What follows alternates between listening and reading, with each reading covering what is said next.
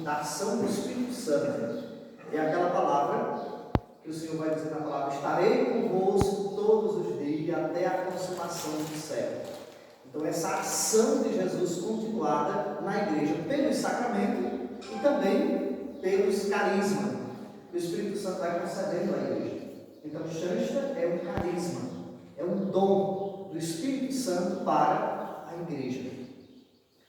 Então ele nasce da fé prática na divina providência.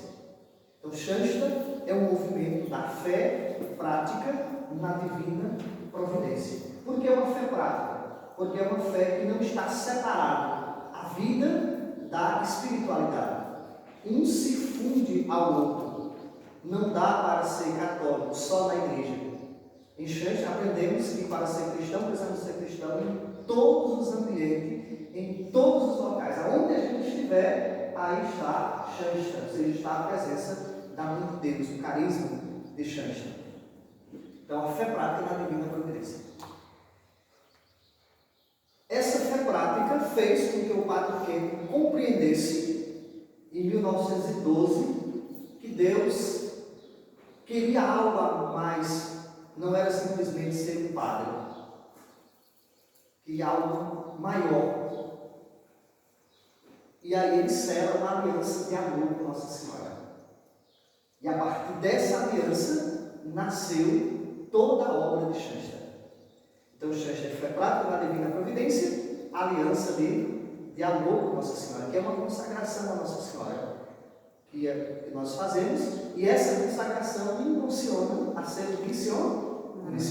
Me torna um instrumento nas mãos da mãe de Deus. Daí a aliança de amor com a mãe rainha, a aliança de amor em Chancha. Então tudo isso nasce dessa fé prática na divina providência. Então hoje nós vamos entender um pouquinho o que aconteceu com essa aliança de amor e o que ela fez acontecer na história do Padre Quente e, conseguinte, todos aqueles que se uniram a ele pela aliança de amor. Por isso que o Padre Quente é tão importante para o movimento de Chancha. Eu costumo dizer assim que não existe franciscano sem São Francisco, porque tirar São Francisco dos franciscanos é tirar o carisma. Não existe redentorista sem Santo Afonso. E também não existe Chancha sem o Padre José Quente, sem o fundador da obra. Por isso que a importância dele, ele se torna um dos pontos de contato do carisma e da espiritualidade de Chancha.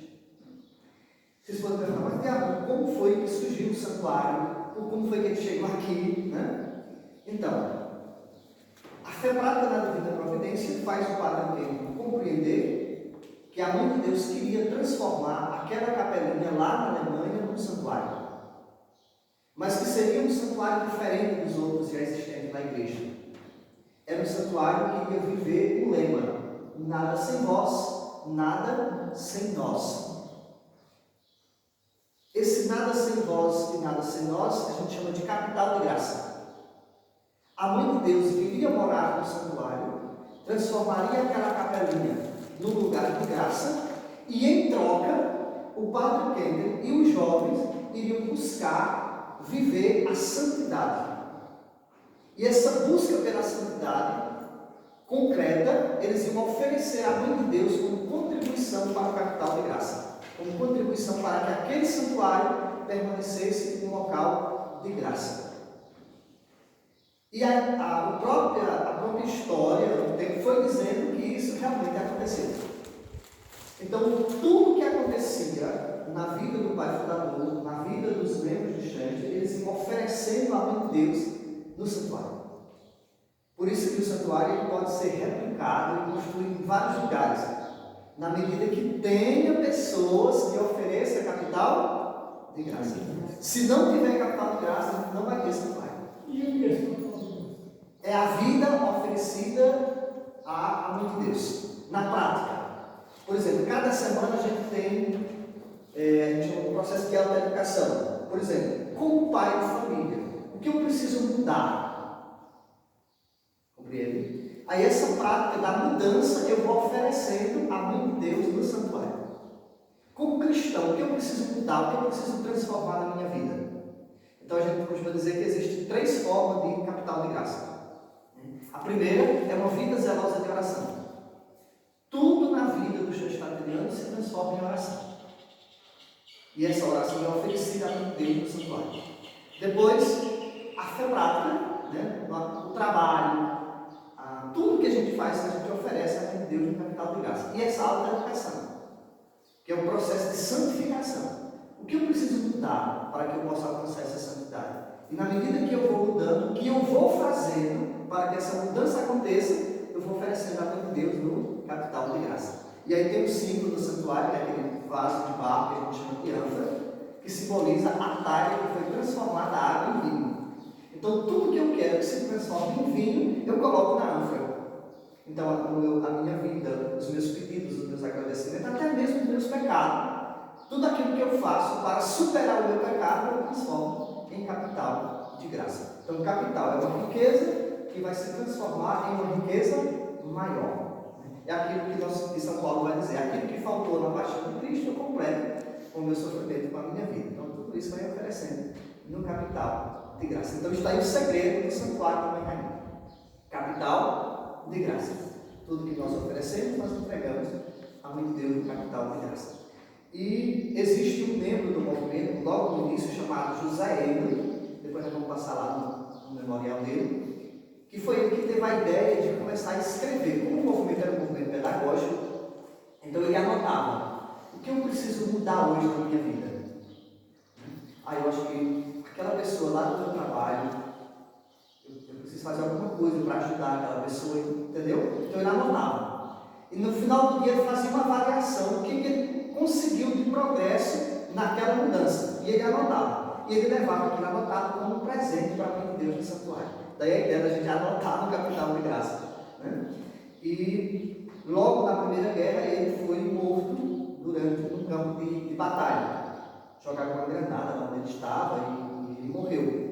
Por isso que um dos símbolos dele é uma granada. E todo dia 18 a gente acende aquela granada e coloca todos os papeizinhos que as pessoas trouxeram durante o mês para o capital de graça. A gente chama a queima dos bilhetes de capital de graça. Então, mais ou menos assim essa história. Mas como o movimento chegou aqui e como isso aqui se transformou também num santuário de graça. Começa em 1988 com a chegada da primeira peregrina. Então, Mauriti e Palmeirim foram as primeiras cidades a receber a Mãe Peregrina na Diocese do Crato, ainda nos anos 80. Inclusive, nós temos uma imagem e um jornalzinho da aliança dessa época, que vai ser colocado no memorial. Dona Lacote conheceu a Mãe Rainha lá em Recife e trouxe a primeira imagem para Mauriti. Começou a peregrinação em 15 de agosto de 1988.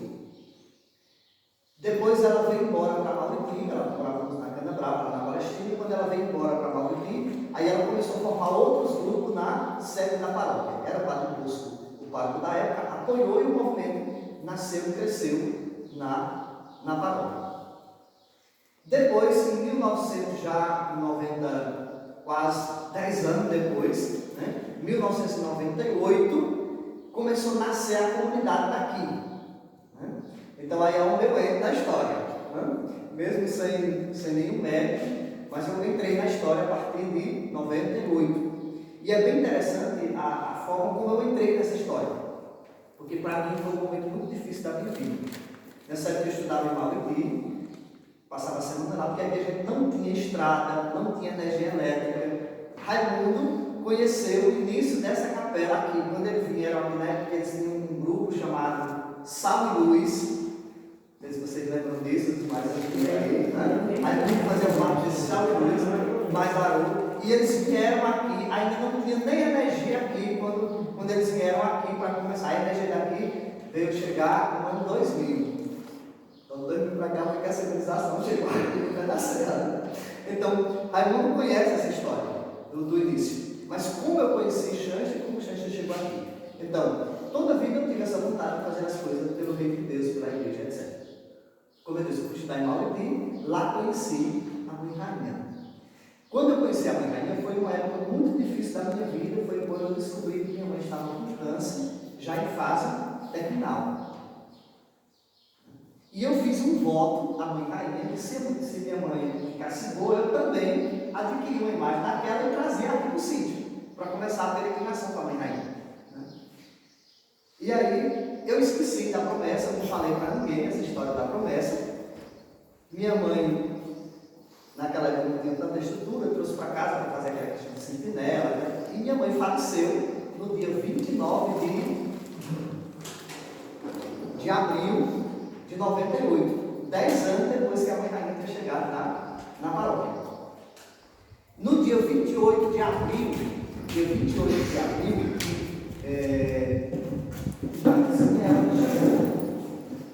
e me entregou a aliança dela. Tirou a aliança do dedo e me entregou a aliança dela, dizendo que eu pagasse a promessa que ela tinha alcançado a graça.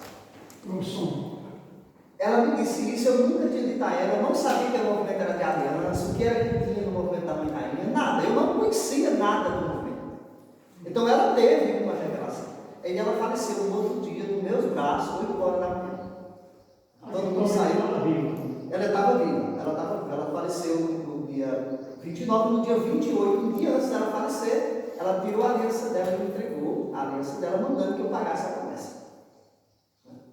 E aí, depois que eu fui conhecer o movimento, foi que eu entendi que ela tinha tido uma revelação nessa casa aqui em frente, aqui, onde ainda tem o quarto, lá tudo, quando ela me entregou a aliança dela.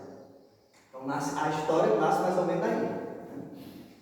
Então, ela faleceu no mês de julho, ela faleceu em abril, maio, junho. No mês de julho, eu já consegui fazer a primeira lista e consegui receber a primeira imagem da minha rainha, e começou a peregrinação aqui, isso em 98. Com a chegada da imagem, a gente não tinha um local para se reunir, não tinha nada, a gente não tinha praticamente nada. Então, nossa primeira capela foi essa árvore que tem aqui por trás.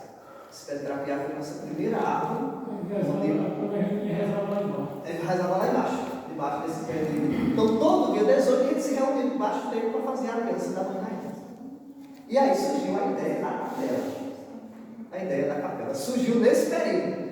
Em 6 meses já surgiu a ideia da capela. E aí a gente levou, minha avó doou o primeiro terreno, que esse chão que nós estamos aqui. Foi minha avó que doou o primeiro chãozinho para a construção da capela. No início a gente não queria a mãe rainha como padroeira, vocês entenderam até isso. A gente queria Nossa Senhora do Carmo. Eu era muito devoto da Nossa Senhora do Carmo e eu queria que fosse Nossa Senhora do Carmo a padroeira. Nós levamos a ideia para o Padre Bosco. O Padre Bosco disse, não, como lá está nascendo o movimento da mãe rainha, nasceu por causa da mãe rainha, a padroeira vai ser a mãe rainha. Ele autorizou, e por incrível que pareça, a primeira capela foi feita de tijolos, que eu até hoje brinco com o Padre Fernando, porque ele derrubou a capela. Não era para derrubar, era para ter ficado, né, como história, né, para fazer essa aqui. Né. Nós estamos no local onde foi feita a primeira capela. A capela foi construída em mutirão. Em 9 meses a capela ficou pronta. Em 9 meses a comunidade construiu a capela e ficou pronta. E aí, nasce aí a capela. Aí vem a história do santuário da Romaria a partir daí. Eu escrevi uma carta para Santa Maria, pedindo a estampa da mãe rainha para que ela, para a capela, né? Para colocar a capela como padroeira. A imagem da mãe rainha chegou em 2000, mais ou menos no mês de julho, eu recebi o comunicado que a imagem tinha chegado. Eu fui receber a imagem, mandei colocar uma moldura simples de madeira, uma moldura, e no dia 8 de julho, que eu também não sabia dessa história, depois que a gente foi conhecendo a história, que 8 de julho é o dia da ordenação sacerdotal do nosso pai fundador. Então, no dia 8 de julho, a gente fez uma caminhada trazendo a imagem da igreja matriz para cá. Só que aí, eu não sei se foi no da minha cabeça, se foi da inspiração da mãe, de trazer a pé. Aí nós andamos 18 quilômetros, não tinha asfalto, era estrada do Pissarra, e dali da estrada do asfalto para cá era areia, que nem Pissarra tinha. Acho que a menina conseguiu entrar na estrada de areia. Quando a imagem veio, as pessoas começaram a acompanhar, da extrema, Coité, daquele sítio, o pessoal começaram a acompanhar a imagem. E quando nós chegamos aqui, quase 500 pessoas vinham acompanhando a imagem da mãe. a ideia. Esse pessoal que vieram acompanhando a mãe rainha começaram a voltar para visitar a imagem do dia 18. E isso foi um processo de quase 2 anos consecutivo. E as pessoas voltavam dizendo que alcançavam graças. Eu vou levar vocês para uma sala que tem ali, que mesmo a gente faz um fogo e queima, porque é muita coisa por trás do milagre que dizem que alcança da mãe rainha. Então, é interessante a história. Então, quando esse pessoal começou a voltar para visitar a imagem, aí houve aí a transição do Padre Bosco para o Padre Paulo Lemos. Quando o Padre Paulo Lemos chega, ele vem, ele conhece essa história de que esse povo estava vindo no dia 18 para cá, né? E aí ele começa a vir celebrar a missa todo dia 18 de cada mês aqui no santuário. E só voltando um pouquinho da história, a primeira missa que foi no dia 18 de novembro de 2000, na hora da missa foi 9 horas da manhã, foi preciso que a gente olhar debaixo dois cercos que tinha aqui na hora da missa para poder caber a multidão que veio para essa missa. Aqui era onde esse você tem uma roça do Paulo, a gente precisou derrubar cerca para poder caber uma multidão de gente que veio para cá na primeira missa. Então, assim, foi uma coisa que então, como eu disse, não dependeu de nós, era a mãe de Deus que queria, era ela que queria. Então, o Padre Paulo começa a vir. Em 2003 acontece a visita pastoral de Dom Fernando. Não estava nem programado que o bispo vinha para cá, nada. 13 de agosto de 2003. Um dia antes, aí quando o bispo chegou, ele vai saber o que acontece na paróquia. Né? Aí o Padre Paulo vai contar a ele dessa experiência que estava acontecendo aqui. Sabe, é uma capela, não tem uma serra, não tem estrada, não tem acesso, não tem nada, mas é uma multidão de gente que vai para lá, é impressionante. Então tem algo ali que não tem explicação. E aí o Fernando diz, depois eu vou encerrar a visita pastoral lá. Isso me avisa um dia antes que o bispo vinha para cá. Aí foi aquela correria, eu fui até a cavalo, avisar o povo que o bispo vinha no outro dia para cá. E aí ele veio no dia 13 de agosto. Quando ele chegou aqui, né, tem umas fotos e tudo, ele trouxe um buquê de flor, colocou no altar da Nossa Senhora, e aí ele disse, aqui não vai ser mais capela, vai ser o santuário paroquial da Mãe Rainha. Então o nome de santuário nasceu do desejo do bispo. Se naquela hora eu soubesse que ia ser o que está sendo hoje, eu teria dito, não, Fernando, pelo amor de Deus, deixa o tempo passar mais, não deixa isso não. Porque eu tive que entregar minha vida, tive que renunciar a tudo, né? Porque naquele momento eu estava dando um sim de minha vida mesmo ia ser entregue à Nossa Senhora e não tinha mais volta. Foi aquela canção do Padre João, né? Estou no meio do mar e não assim voltar para trás. Né? E aí começou, saiu, fui para Santa Maria para conhecer, porque a gente queria uma coisa ligada ao movimento oficial, tudo direitinho. Né? Fui para um treinamento para entender o que é o santuário paroquial, toda a rede de santuário, e aí começamos a conquista espiritual, né, da capelinha, do oratório, onde seria entronizado o santuário paroquial. E aí foi uma luta, a gente sem dinheiro, sem nada, só a providência de Deus mesmo, e a coragem, a cara e a vontade de fazer as coisas. Foram 3 anos de suor, de sacrifício oferecido à Nossa Senhora. Cada tijolinho daquela capelinha foi conquistado por uma pessoa.